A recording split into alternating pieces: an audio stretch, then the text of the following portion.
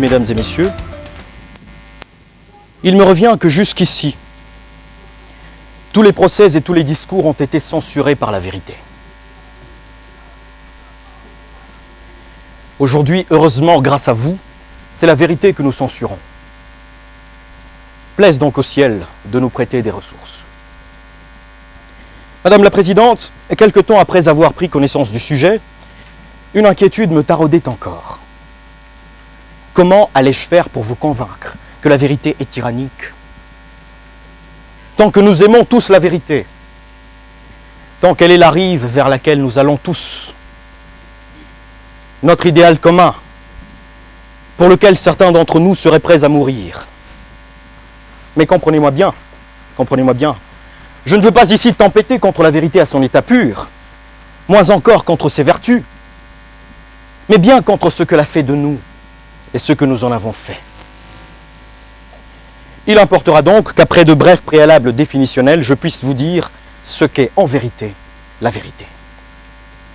D'un point de vue philosophique, la vérité est perçue comme l'adéquation entre la réalité et un fait, ou une prétention, ce qui ferait de ces derniers des vérités.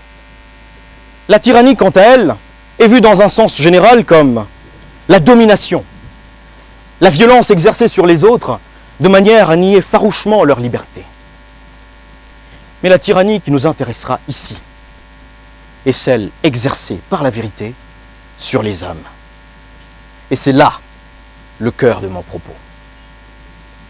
Vous savez, autrefois il nous plaisait de réfléchir. Nous aimions le foisonnement neuronal. Nous recherchions la vérité. Mais aujourd'hui, nous la connaissons d'avance. Nous la connaissons avant de la connaître. Elle est devenue un conditionnement duquel nous ne pouvons plus nous sortir. Ainsi nous devenons radicaux et imperméables, opiniâtres.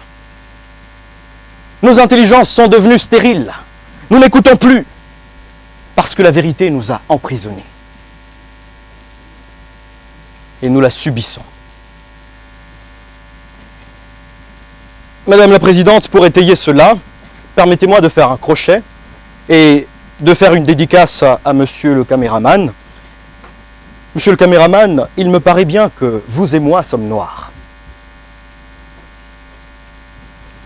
Vous avez peut-être le bénéfice de l'être. Et probablement que, comme moi, vous êtes fiers de l'être. Mais êtes-vous seulement libre de penser le contraire? Voilà. C'est cela la tyrannie de la vérité. Et elle vous pousse même à être concentré.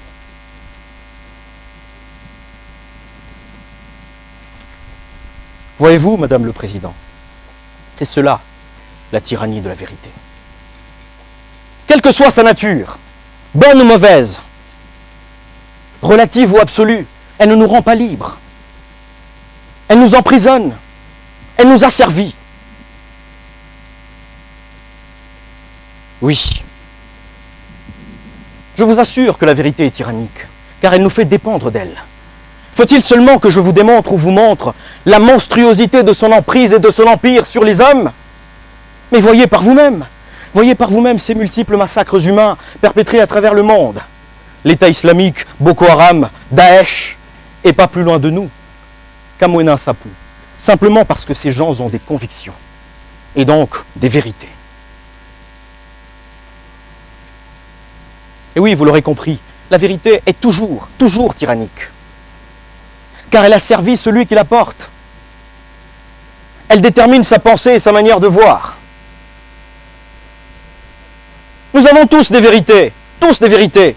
Même vous, madame, avez quelque part, vous paraissez tellement libre, mais vous avez certainement quelque part une vérité qui vous dicte de m'adresser ce regard consentant, ce regard acquiescent. Oui, la vérité ne rend jamais libre, car elle prend possession de la personne, de son être, jusqu'au fin fond. Tenez encore, la vérité est tyrannique parce que elle refuse la pluralité des opinions. Elle veut triompher seule. Elle se suffit à elle-même. Et à ce propos, Marc Bonan dit que la vérité est infiniment égoïste. Infiniment égoïste.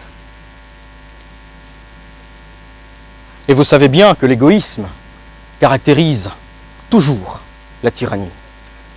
Toujours. De plus, la vérité blesse. Elle vous a probablement déjà blessé. Pour le faire, elle exerce sans aucun doute une certaine violence.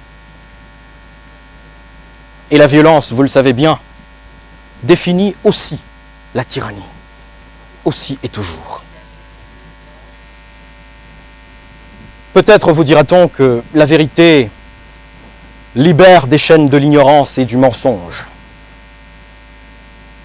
Oui, elle vous libère pour pouvoir vous enchaîner, vous emprisonner elle-même. C'est à peu près un transfert de prison. Vous quittez Cassapa pour Boulouo. C'est cela.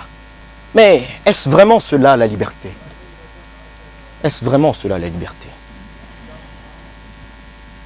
Cela dit, Madame le Président, Madame la Présidente, j'ai le choix. À présent que je viens de tout étaler, du moins l'essentiel, je m'aperçois que dans vos regards demeure encore une question tout à fait légitime.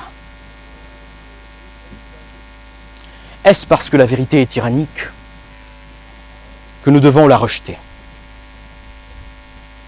Eh bien non, non.